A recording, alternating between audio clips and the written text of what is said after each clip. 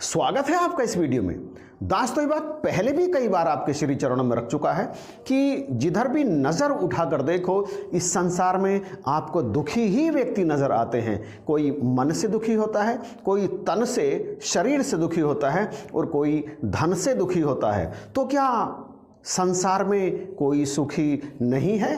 क्या परमात्मा किसी को भी संपूर्ण सुख नहीं देते या देते हैं? अगर कोई ऐसा भाग्यशाली है जिसे ईश्वर सारे सुख देते हैं तो वो कौन है और उस सुख को प्राप्त करने का उपाय क्या है? किस तरह से परमात्मा की कृपा प्राप्त करके कोई व्यक्ति संपूर्ण सुख प्राप्त कर सकता है? आज के इस वीडियो में हम इसी पर बात करेंगे। दास है नरेश और आप देख रहे हैं यूट्यूब चैनल यही है सच।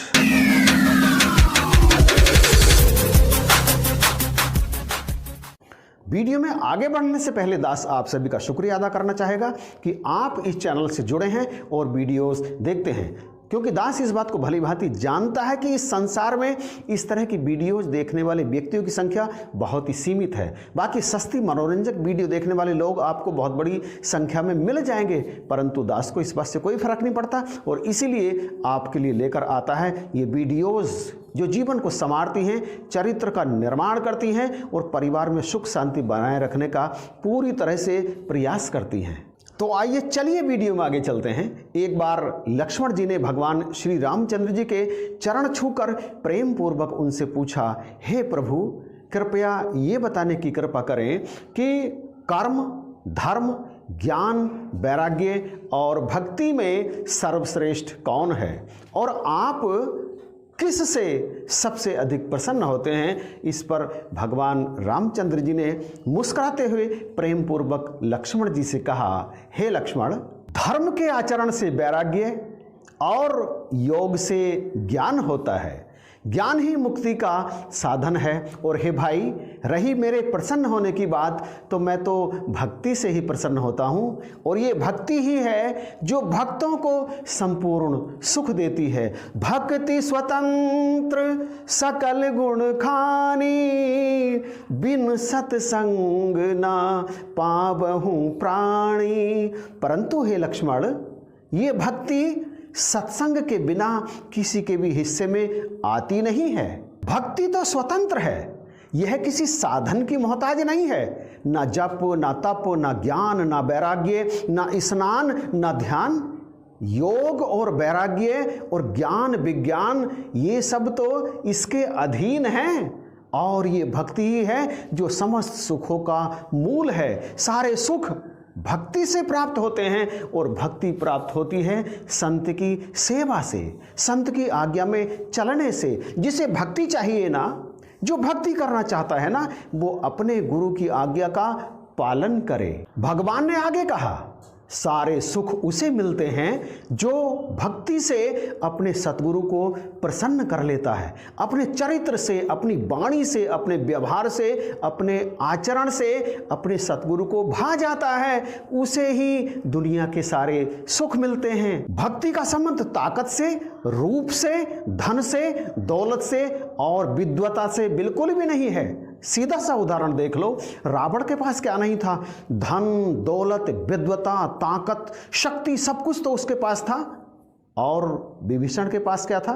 रावण के मुकाबले में कुछ भी तो नहीं। हाँ, एक चीज उसके पास थी और वो थी अपने सद्गुरु श्री राम के प्रति श्रद्धा।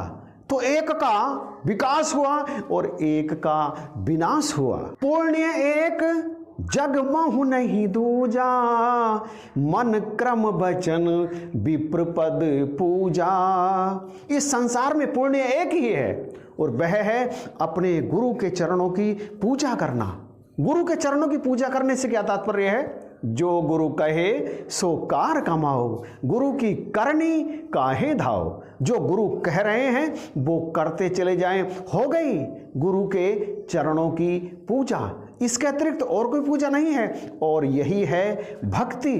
ना व्रत की आवश्यकता है, ना पूजा पाठ की आवश्यकता है, ना कथा कीर्तन की आवश्यकता है। बस निष्कपट भाव से, सरलता से इस जीवन को जीते चले जाना, सदा दूसरे के सुखों की, उनके भले की कामना करते चले जाना। जो कहलाना तो मेरा दास चाहता है, परंतु इच्छा करता है मनुष्यों से कि वे उसे कुछ दें। इसका अर्थ यह है कि वह मुझ पर विश्वास नहीं करता। मैं तो सीधी सी बात कहूँ लक्ष्मण कि मैं तो भक्तों के आचरण के वश में हूँ। मेरा भक्त क्या करे उसे तुम ध्यान से सुनो। चोरी ना करे, झूठ ना बोले, कपट ना करे, किसी के साथ लड़ाई झगड़ा ना करे, सबके साथ प्रेम पूर्वक व्यवहार करे, मृदु भाषा बोले, अपने चरित्र को उत्तम बनाए। ऐसे भक्त के बस में मैं सदा ही रहता हूँ और सदा ही उसकी कामनाओं को भी पूर्ण करता हूँ और उसे प्रदान करता हूँ मेरी सर्वोत्तम भक्ति। उसके लिए समस्त दशाएं सदा सुखमय होती हैं। क्या कहा? उसके लिए समस्त दशाएं सदा सुखमय होती हैं। किसी भी परिस्थिति में रहे एक सही रहता है, उसके हिस्से में आता है सदा का सुख। तो यदि हम भी सदा का सुख चाहते हैं तो हमें अपने गुरु की आज्ञा माननी ही पड़ेगी। उनके बताए हुए अनुसार अपना आचरण करना ही पड़ेगा। और हम तैयार हैं? आप तैयार हैं? यदि हाँ तो अपने विचार कमेंट में जरूर कीजिएगा। वीडियो अच्छा लगा है तो लाइक कीजिएगा और इसे शेयर करना बिल्कुल भी मत भूलना।